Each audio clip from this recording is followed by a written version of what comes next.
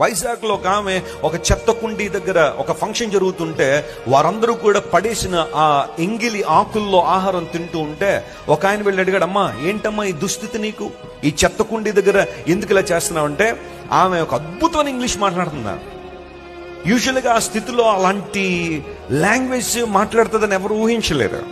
ఏంటమ్మా సంగతి అంటే ఆ మంది, అయ్యా ఈ స్థితికి రావడానికి కారణం నా మూర్ఖత్వమే. నా ముగ్గురు కూడా ఉన్నతమైన స్థితిలోనే ఉన్నారు. ఒక అతనేమో చార్టెడ్ అకౌంటెంట్, మరొక ఆయన ఒక ఇంజనీర్, ఒక ఆయనేమో ఒక సివిల్ సర్వీసెస్ లో ఉన్నాడు.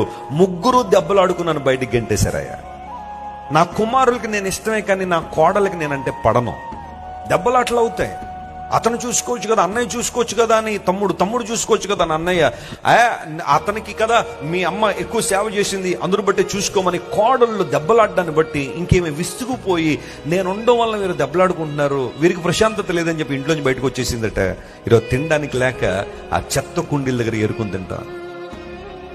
ఎవ్వరూ లేక అనాథలైపోవడం వేరు, ఎవ్వరూ లేక అలా రోడ్ల మీద పడిపోవడం వేరు. కానీ అందరూ ఉండి అలాంటి స్థితుల్లో ఉండడం అంటే you can imagine their pain, their agony, వారి బాధ, వారి యొక్క